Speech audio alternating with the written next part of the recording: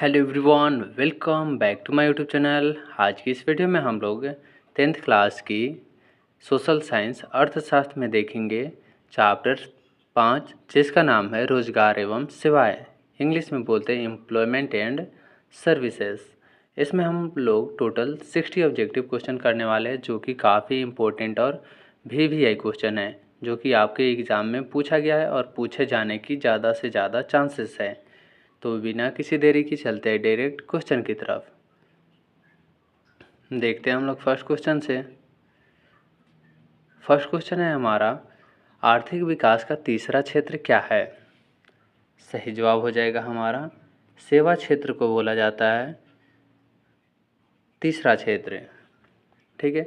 और कृषि क्षेत्र जो होता है ना, कृषि क्षेत्र को प्राइमरी सेक्टर यानी प्रथम क्षेत्र, उद्योग क्षेत्र को दूसरा क्षेत्र और तीसरा क्षेत्र जो होता है वो सेवा क्षेत्र कहलाता है। मानव पूंजी के प्रमुख घटक कितने हैं? सही जवाब हो जाएगा हमारा टोटल 5 घटक है। ऑप्शन सी इसका राइट आंसर हो जाएगा। आपको बता दें कि जितने भी क्वेश्चन है काफ़ी इम्पोर्टेंट है और आपके एग्ज़ाम में पूछा गया प्रश्न है। ठीक है। साइड में आपको यहाँ दिखाई दे रहा होगा कि 21 में पूछा गया, ये 2019 में। ऐसे करके जो सभी जितने भी क्वेश्चन है 60, ये सभी आप के एग्ज़ाम में पूछा गया प्रश्न है। ठीक है। तो ध्यान से देखेंगे, कौन सी सेवा सहकारी सेवा के अंतर्गत आती है? राइट आंसर हो जाएगा हमारा सैन्य सेवा और बैंकिंग सेवा जो है ये सभी सरकारी सेवा के अंतर्गत आता है। कौन सी सेवा गैर सरकारी यानी निजी या प्राइवेट सेवा के अंतर्गत आती है? सही जवाब हो जाएगा हमारा जो मॉल होते हैं ना, मॉल सेवा, ये होता है निजी या प्राइवेट सेवा। ठीक। जवाहर रोजगार योजना, जिसको इंग्लिश में बोलते हैं JRY, जवाहर रोजगार योजना ही बोलते हैं, कब शुरू की गई थी? सही जवाब हो जाएगा हमारा 1989 ईस्वी में। ऑप्शन 20 का राइट आंसर हो जाएगा। 1989 ईस्वी में जवाहर रोजगार योजना शुरू की गई थी। अगला प्रश्न है हमारा, मनरेगा के अंतर्गत कितने दिनों की रोजगार की गारंटी दी जाती है? सही जवाब हो जाएगा हमारा 100 दिनों की। ऑप्शन ए इसका सही जवाब हो जाएगा। भारत सरकार ने किस प्रकार की शिक्षा को मौलिक अधिकार बना दिया है? राइट आंसर हो जाएगा हमारा प्राथमिक शिक्षा को मौलिक अधिकार बना दिए हैं। ऊर्जा के मुख्य स्रोत निम्न में से क्या है? राइट आंसर हो जाएगा हमारा इनमें से सभी जो है ये सभी से ऊर्जा प्राप्त होती है। जैसे बता दें आपको, कोयला से भी, पेट्रोलियम और विद्युत, इनमें से सभी से होते हैं। विकसित देशों के कार्यबल का अधिकांश भाग किस क्षेत्र में कार्यरत रहता है? राइट आंसर हो जाएगा हमारा सेवा क्षेत्र में। ऑप्शन ए इसका सही जवाब हो जाएगा।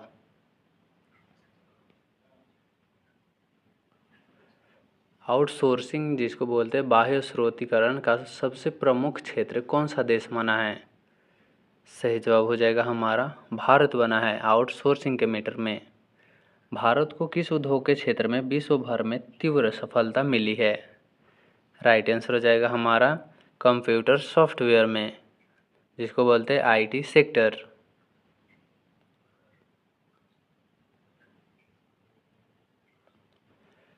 नागरिक सेवा के अंतर्गत निम्नलिखित में से क्या शामिल है?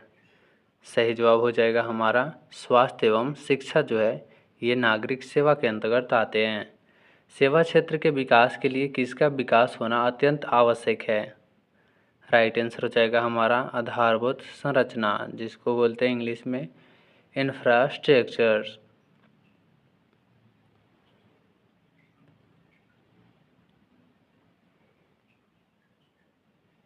अगला प्रश्न है हमारा, भारत का कौन सा शहर सूचना प्रौद्योगिकी यानी IT हब का मुख्य केंद्र बन गया है, जिसे सिलिकॉन वैली भी कहते हैं?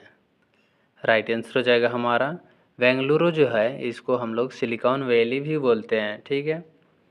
राष्ट्रीय ग्रामीण रोजगार गारंटी योजना यानी नरेगा किस महापुरुष के नाम पर पड़ा है? सही जवाब हो जाएगा हमारा महात्मा गांधी के नाम पर मनरेगा या नरेगा नाम पड़ा था। अगला प्रश्न देखते हैं, मानव पूंजी यानी ह्यूमन कैपिटल के निर्माण में सबसे महत्वपूर्ण निवेश क्या है? सही जवाब हो जाएगा उपयुक्त सभी। आपको बता दें कि जितने भी एग्ज़ाम होते हैं अगर उसमें से दिए कि हाँ उपयुक्त में से सभी, तो ज़्यादातर 99% चांसेस रहता है कि उपयुक्त सभी जो है ये सही होता है। जैसे मानव पूंजी के सबसे निर्माण में सबसे महत्वपूर्ण निवेश क्या क्या होता है? शिक्षा होता है, स्वास्थ्य होता है, आवास एवं प्रशिक्षण होता है, यानी कि उपयुक्त सभी इसका सही जवाब हो जाएगा। रोजगार एवं सेवाएं एक दूसरे के क्या होते हैं? सही जवाब हो जाएगा हमारा एक दूसरे के पूरक होते हैं। ऑप्शन ए इसका सही जवाब हो जाएगा।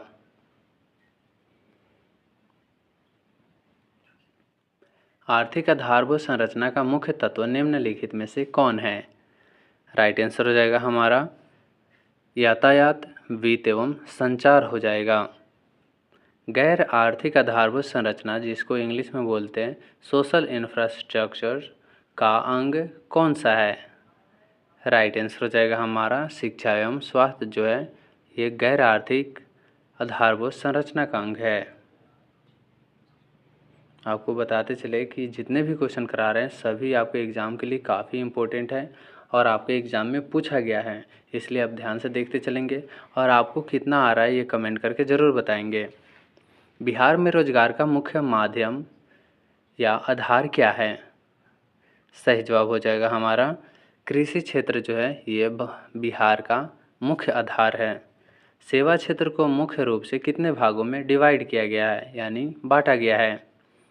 सही जवाब हो जाएगा हमारा 2 भागों में, एक तो हो गया सरकारी और दूसरा गैर सरकारी। सकल घरेलू उत्पाद जिसको बोलते हैं जीडीपी में सेवा क्षेत्र का योगदान वर्तमान समय में भारत में कितना है? सही जवाब हो जाएगा हमारा 50% से अधिक है। मंदी के कारण सबसे अधिक कुप्रभाव किस क्षेत्र पर पड़ा था शुरू में जब स्टार्ट हुआ था मंदी उस टाइम? सही जवाब हो जाएगा हमारा सेवा और औद्योगिक क्षेत्रों में। ऑप्शन ए इसका सही जवाब हो जाएगा।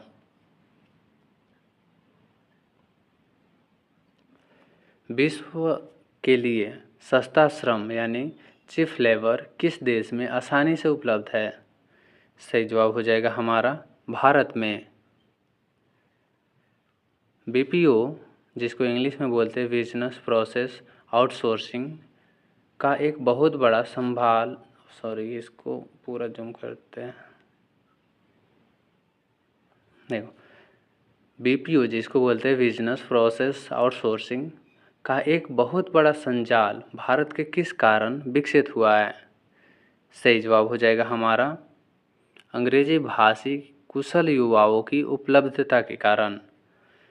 स्वर्ण जयंती शहरी योजना रोजगार योजना किस वर्ष शुरू की गई थी?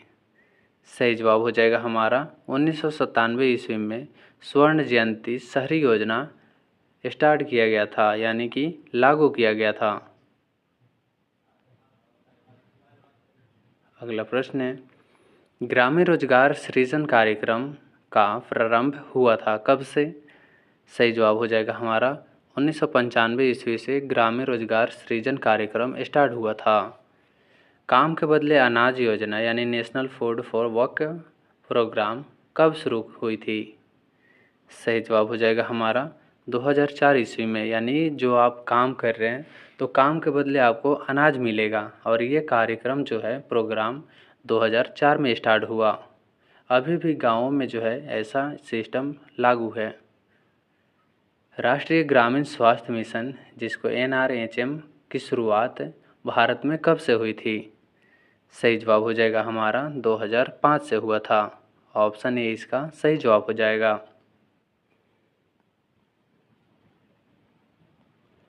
शिक्षा को भारतीय संविधान के किस अनुच्छेद या सूची के अंतर्गत रखा गया है व्यापक रूप से? सही जवाब हो जाएगा हमारा समवर्ती सूची में। ऑप्शन ए इसका सही जवाब हो जाएगा। छिपी हुई बेरोजगारी या प्रच्छन्न बेरोजगारी मुख्य रूप से किस क्षेत्र में पाई जाती है? सही जवाब हो जाएगा हमारा कृषि क्षेत्र में। कृषि क्षेत्र में क्या होता है? छुपी हुई बेरोजगारी पाया जाता है। शहरी क्षेत्रों में मुख्य रूप से किस प्रकार की बेरोजगारी देखी जाती है? राइट आंसर हो जाएगा हमारा शिक्षित बेरोजगारी। मौसमी बेरोजगारी किस क्षेत्र की मुख्य विशेषता है? राइट आंसर हो जाएगा हमारा कृषि क्षेत्र की। ऑप्शन ए इसका सही जवाब हो जाएगा। बिहार के पिछड़ेपन और बेरोजगारी का मुख्य कारण क्या है? राइट आंसर हो जाएगा हमारा उद्योगों की भारी कमी और बाढ़ की समस्या। इसके वजह से बिहार में काफ़ी पिछड़ेपन है और बेरोजगारी का मुख्य कारण है। निम्नलिखित में से कौन सा एक बीमारू राज्य नहीं है और दिए गए विकल्प में से देखना है, ठीक है। सही जवाब हो जाएगा हमारा कर्नाटका जो है, कर्नाटक ये बीमारू राज्य की कैटेगरी में नहीं आते हैं। बाकी ये जो बिहार हो गया, मध्य प्रदेश हो गया, उड़ीसा हो गया, ये सभी बीमारू राज्य के कैटेगरी में आते हैं।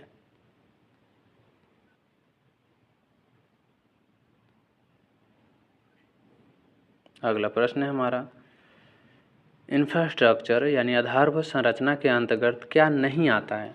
यहाँ मेंशन किया गया है कि क्या नहीं आता है।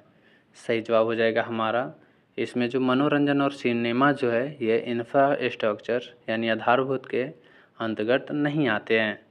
पूंजी निर्माण यानी कैपिटल फॉर्मेशन का मुख्य स्रोत क्या है? सही जवाब हो जाएगा हमारा बचत यानी कि सेविंग।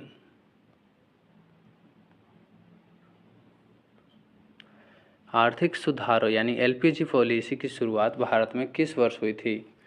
राइट आंसर हो जाएगा हमारा 1991 ईस्वी में आर्थिक सुधार शुरू किया गया था।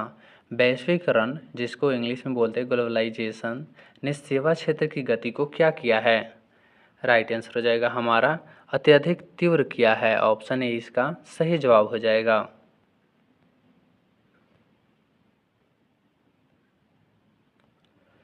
ज्ञान आधारित उद्योग यानी नॉलेज बेस्ड इंडस्ट्री का उदाहरण निम्नलिखित में से कौन सा है? सही जवाब हो जाएगा हमारा सूचना औद्योगिक जो है आईटी इंडस्ट्रीज ये ज्ञान आधारित उद्योग है।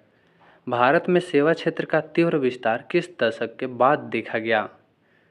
राइट आंसर हो जाएगा हमारा 1990 के दशक से जब भूमंडलीकरण हो गया उसके बाद से भारत में सेवा क्षेत्र का तीव्र विकास हुआ। गैर सरकारी संस्थाओं द्वारा ग्रामीण क्षेत्रों में रोजगार के लिए कौन सा माध्यम अपनाया जाता है? राइट आंसर हो जाएगा हमारा लघु एवं कुटीर उद्योग तथा स्वयं सहायता समूह को।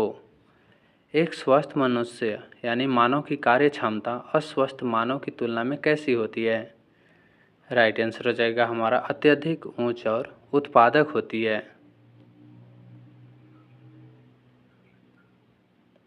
राष्ट्रीय छात्रवृत्ति योजना या मिड डे मील योजना किस सेवा को सुदृढ़ करने के लिए है? सही जवाब हो जाएगा हमारा शिक्षा क्षेत्र को यानी शिक्षा सेवा को। भारत की कितनी प्रतिशत आबादी अभी भी ग्रामीण क्षेत्रों में निवास करती है? लगभग यानी लगभग में बताना है। सही जवाब हो जाएगा हमारा 70 से 75% जो आबादी है ये अभी भी ग्रामीण क्षेत्रों में निवास करती है। ग्रामीण युवाओं को तकनीकी प्रशिक्षण देने के लिए कौन सा कार्यक्रम चलाया गया है या चलाया गया था? सही जवाब हो जाएगा हमारा ट्राइसेम चलाया गया था। सेवा क्षेत्र में रोजगार के अवसर बढ़ाने के लिए सरकार को किस पर ध्यान देना चाहिए था? राइट आंसर हो जाएगा हमारा कौशल विकास यानी स्किल डेवलपमेंट और शिक्षा पे।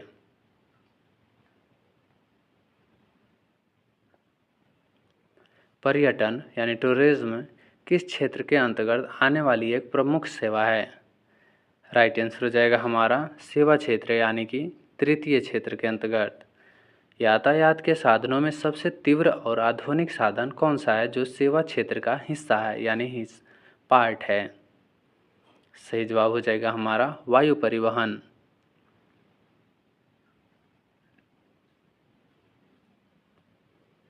दूरसंचार यानी टेलीकम्युनिकेशन में क्रांति के कारण भारत में किसका उपयोग सबसे तेज़ी से बढ़ा है? सही जवाब हो जाएगा हमारा मोबाइल और इंटरनेट की वजह से बढ़ा है।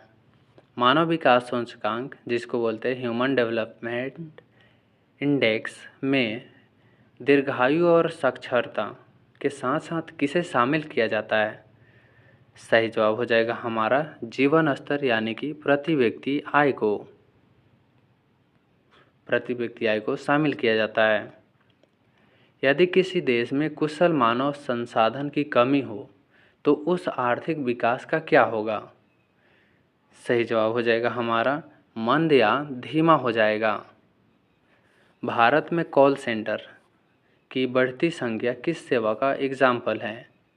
यह होता है बाह्य स्रोतीकरण या इंफॉर्मेशन टेक्नोलॉजी की।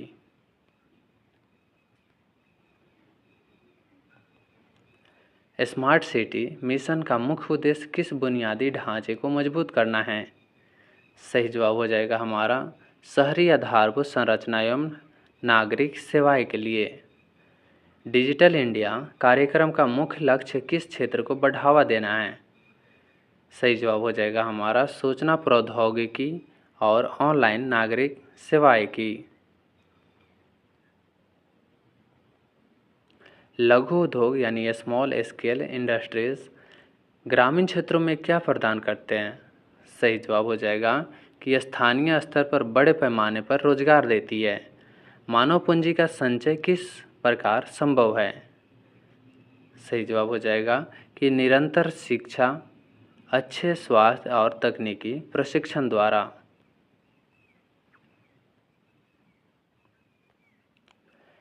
बिहार से दूसरे राज्यों में श्रमिकों का पलायन मुख्य रूप से क्यों होता है? यानी कि स्थानीय स्तर पर रोजगार के अवसरों की कमी के कारण होता है। यानी कि बिहार में रोजगार की कमी है, इसीलिए बिहार के लोग दूसरे स्टेट में जाते हैं। कौशल विकास योजना कब शुरू की गई थी? सही जवाब हो जाएगा हमारा 2015 में कौशल विकास योजना शुरू की गई थी। लास्ट क्वेश्चन है हमारा, निम्नलिखित में से कौन सा क्षेत्र सेवा क्षेत्र का उप क्षेत्र नहीं है? यहाँ देख रहे हैं क्वेश्चन आप कि कौन सा क्षेत्र सेवा क्षेत्र का उप क्षेत्र नहीं है। सही जवाब हो जाएगा हमारा पशुपालन यह प्राथमिक क्षेत्र है। बाकी जितने भी हैं, बैंकिंग हो गया, बीमा हो गया, यातायात हो गया, ये सभी सेवा क्षेत्र के अंतर्गत आते हैं। और जो पशुपालन हो, ये हो गया आपका कृषि क्षेत्र के अंतर्गत आते हैं। इस वीडियो में हम टोटल 60 ऑब्जेक्टिव क्वेश्चन किए, जो कि आपको 15 मिनट में कंप्लीट हो गया। और ये आपको जितना भी दिए हैं सभी आपके एग्जाम में पूछा गया प्रश्न है। तो मिलते हैं तब तक नेक्स्ट वीडियो में। तब तक के लिए जय हिंद, जय भारत। वीडियो अगर अच्छा लगा हो तो वीडियो को लाइक और चैनल को सब्सक्राइब करना ना भूलेंगे। और प्ले लिस्ट में जाके आप देख सकते हैं कि जितने भी एग्ज़ाम होने वाले हैं आपके, जितने भी 10th क्लास में या 12th क्लास में, वो सभी का प्ले लिस्ट में दे रखे हैं। सभी का ऑब्जेक्टिव आप देख सकते हैं। ओके, जय हिंद।